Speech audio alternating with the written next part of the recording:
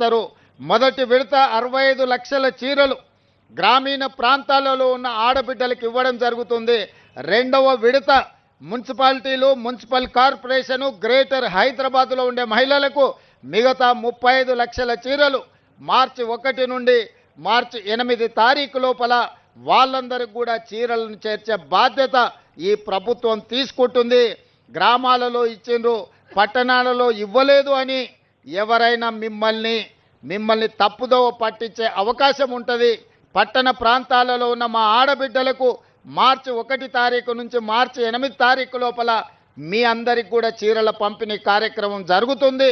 ఈనాడు ఉత్పత్తి చేసే సంస్థలు 6 నెలల సమయం ఇచ్చినా 65 లక్షల చీరలు మాత్రమే ప్రభుత్వానికి అందించారు. మిగతా చీరలు అందించడానికి ఇంకా 3-3.5 నెలలు పడుతుంది. ఆ 35 లక్షల చీరలు కూడా పంపిణీ చేసి ఆడబిడ్డల ఆత్మగౌరవాన్ని పెంచడానికి మన ప్రభుత్వం ప్రయత్నం చేస్తుంది. అదేవిధంగా మా సీతక్క గారికి ఒక సూచన చేస్తున్నా.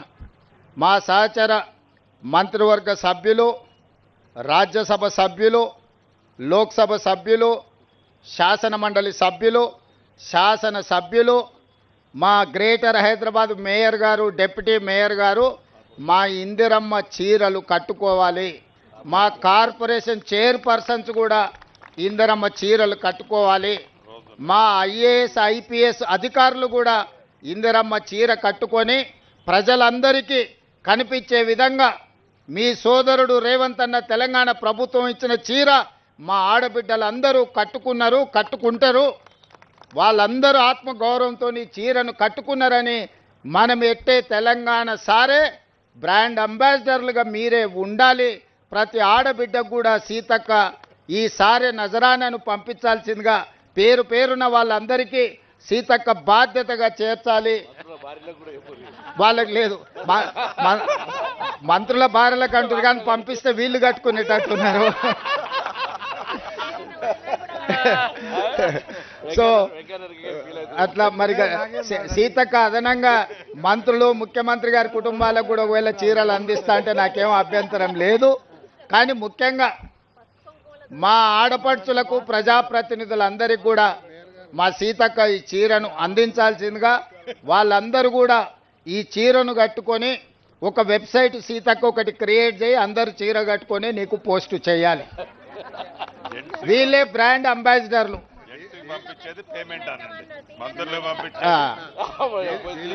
ఇక్కడ ఆర్థిక మంత్రి, మన రెవెన్యూ శాఖ మంత్రి గారు సూచన చేసిండ్రు, బాగానే ఉంది. మంత్రులకు, ఎమ్మెల్యేలకు పంపించేదానికి వాళ్ళ దగ్గర బిల్లులు వసూలు చేయమని.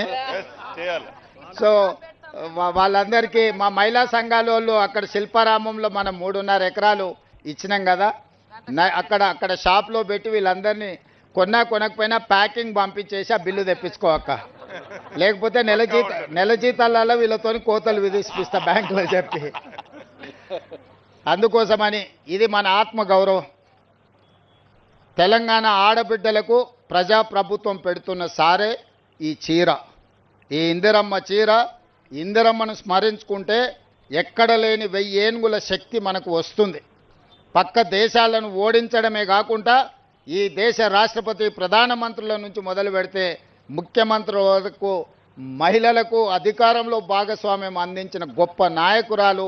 వారి స్ఫూర్తితో వారు అమలు చేసిన సంక్షేమ పథకాలు, వారు చూపించిన అభివృద్ధి దిశను ఈనాడు మా ప్రభుత్వం స్ఫూర్తిగా తీసుకుంటుంది. శ్రీమతి సోనియా గాంధీ గారి నాయకత్వంలో ఈనాడు మన ప్రభుత్వం నడుస్తుంది. తప్పకుండా ఈ రాష్ట్రంలో మహిళల ఆత్మగౌరవం పెరుగుతుంది. 1 కోటి మంది మహిళల్ని కోటీశ్వరులను చేసే బాధ్యత ప్రభుత్వం తీసుకుంటుంది. 2034 లోపల ప్రతి ఆడబిడ్డను కోటీశ్వరులను చెయ్యాలని ఆ లక్ష్యంతో ముందుకెళ్తున్నాం. మీరందరూ నిండు మనసుతో ఆశీర్వదించి ముందుకు నడిపించవలసిందిగా కోరుకుంటూ మీ అందరి దగ్గర సెలవు తీసుకుంటున్నాం. ధన్యవాదాలు ఆడబిడ్డల.